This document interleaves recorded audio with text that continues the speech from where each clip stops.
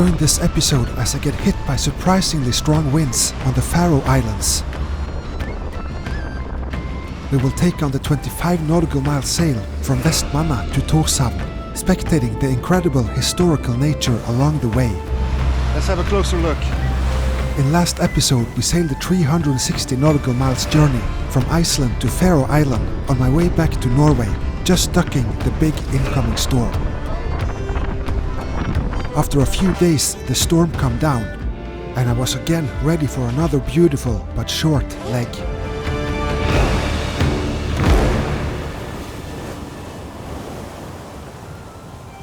The storm had passed, leaving some gusts of winds in its trail. It was time to explore the Faroese coast. It's 5 o'clock in the morning. That's early enough. Yes, it's unusually early for me. But we need to go that early because we're going to Torshavn today, 25 nautical miles away from Vestmanna. And to get the tidal streams with me, the first 15-20 miles, I have to go this early. And then I will turn against me the last 5 to 10 miles up to Torshavn. And the wind is supposed to be 17 knots from south, so I will have the wind in my side as I pass inshore here. So it's going to be an exciting trip. Join in, and I hope you will enjoy the little ride to Torshavn.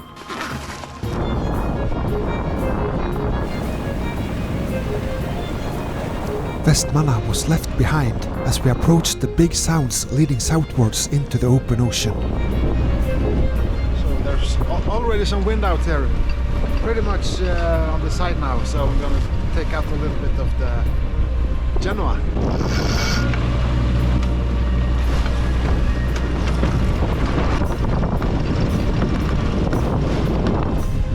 Cool, doing already 8 knots, so 2.5 knots with us in the currents.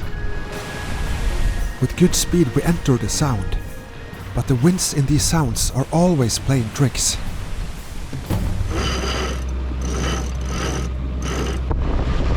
Time got spent by trying to capture some landscape shots.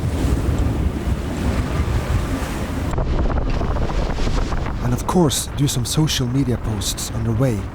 Remember, it did not happen if you don't put it on film. So I'm just going outwards a bit before I turn into where I'm actually going to get the wind more on my side. It's pretty much on my nose now, so.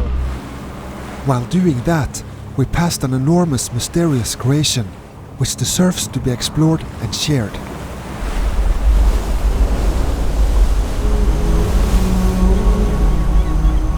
This is the Trøllkonufingur, or the Troll Woman's Finger, raging 330 meters above sea level. Through thousands of years, nature has been grinding and shaping this monolith monument to be one of the most legendary sightings across the coast of the Faroe Islands. In way too much wind, I flew my drone to take a closer look at this spectacle. But the Trøllkonufingur quickly responded by cutting the drone signal. The drone tried desperately to find its way back home without any luck. Suddenly, the Trøllkonufingur released her grip, and the drone was back on track. I guess the big woman was saying, "Don't come too close. Stay away." I had no problem with that.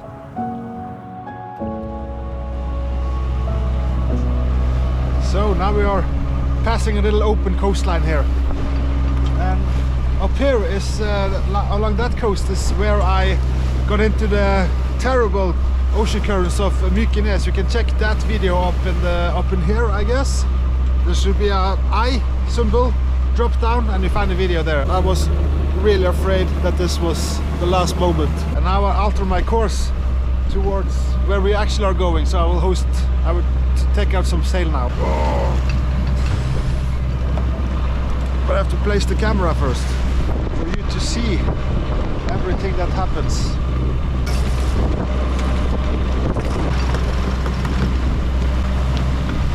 better. No more jumping around.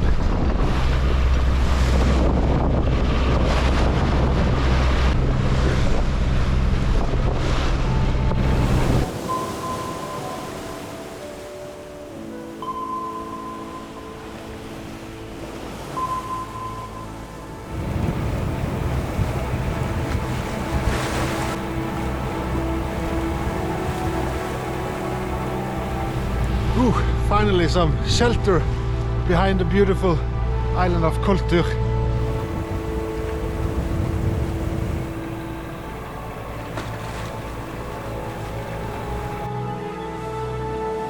Despite its remote landscape, a family is running a little farm here. People has inhabited Koltur from 1584. Looking from the west side, it sure is enough to take everyone's breath away. So over here you can see Hestur, and then this is Koltur, and that means horse and the horse baby. I don't know the English term for a horse baby, but you know what I mean.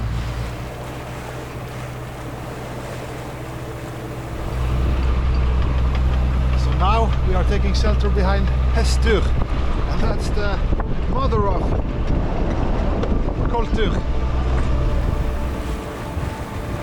So, if Koltur is the baby horse, take a look at the mother.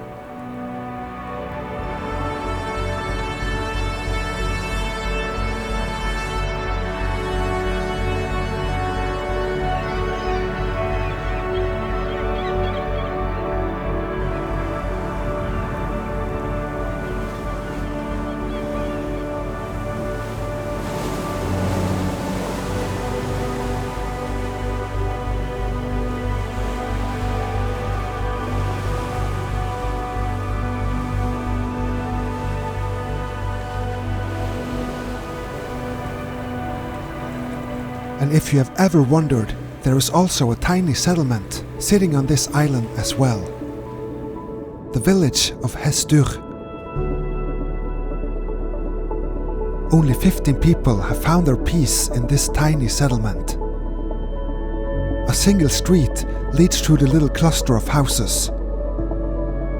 A ferry connects the inhabitants to the rest of the Faroes, and departures only on request due to the small population.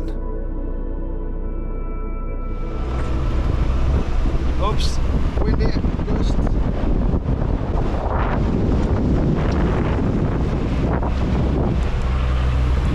And next now is to pass around this corner, around here. Kirkjubour, beautiful place. And then it's around the corner up to Torshavn. So this was a quick ride, I would say. Wow, amazing trip so far. Hope you enjoy it.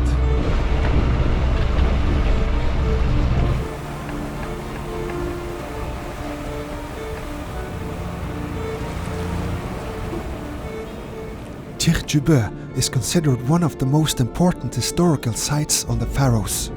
The saga says Sverre Sigurdsson, the king of Norway from 1184 to 1202, was raised here. The St. Olav's Church and the St. Magnus Cathedral is still standing monuments of old ancient times, dating all the way back to the 1300s. Some amazing piece of Norwegian history as well there.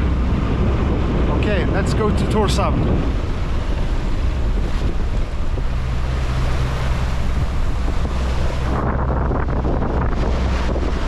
As expected, the ocean current started coming against me as I rounded up the sound towards Torshavn. Here comes the tidal streams. Whoa! What I didn't expect was the wind suddenly picking up to 30 knots. With full Genoa, things were starting to get interesting.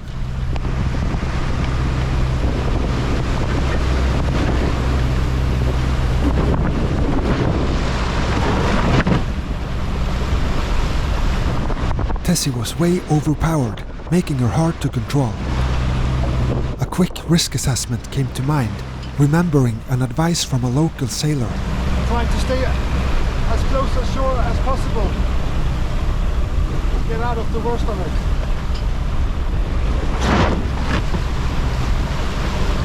The Genoa needed to get secured quickly, as I feared the whole rig could be damaged, as the sail slammed violently from side to side.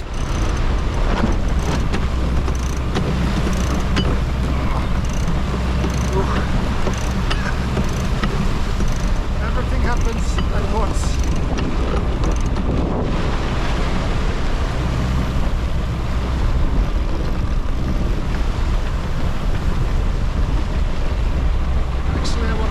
Try to take all the sail and then go as close as shore as I can by engine.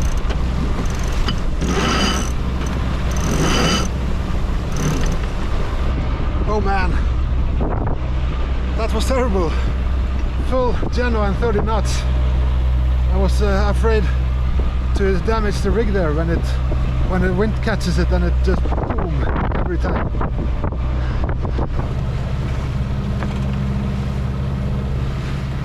It's actually pretty nice to go this close to shore. Everything is calm and I'm doing 6 knots, no currents at all. And out there it's probably like 2-3 knots on the bow against us. I was surprised how correct the advice of staying close to the shore could be. The currents seemed to not only stay away, but actually turning with us at times. Good advice from the locals, thank you. Go close to shore. Spill my coffee all over. That was the last capsule. So we need to figure out something smart for the next days.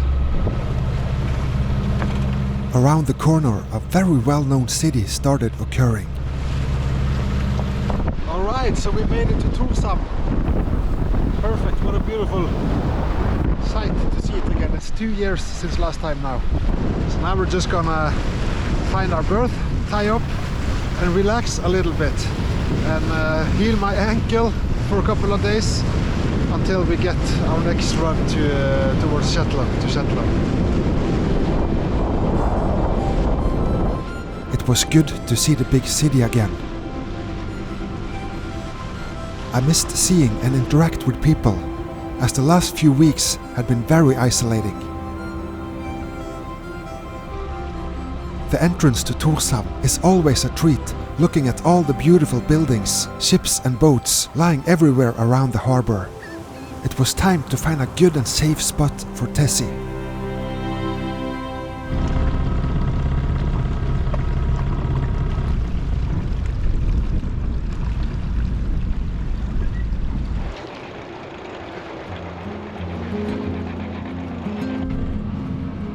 It's always a little tricky to maneuver in the tight harbor. I was planning on tying up to this spot, but the wind kept pushing me away to port.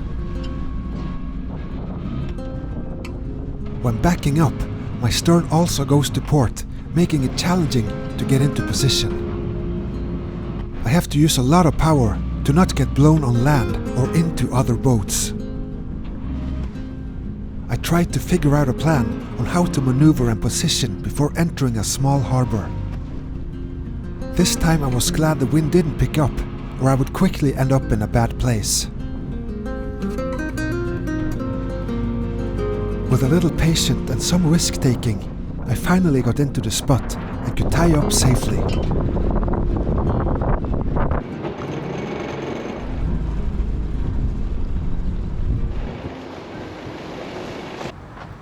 Let's take a little flight to look at the beautiful surroundings close to the harbor. Just beside sits the Torshavn Cathedral, the second oldest preserved church on the Faroes, built 1788. The clock tower overwatches the small neighborhood of the old town. The black tarred wooden houses, white windows and grass roof has been inhabited by the local community since the 1400s. Today they live their most modern life here. At the end of the old town sits Tinganese. This is one of the oldest parliamentary meeting places in the world, dating back to year 900, where the Viking parliament discussed matters of national importance. It is today housing the Faroese home rule government.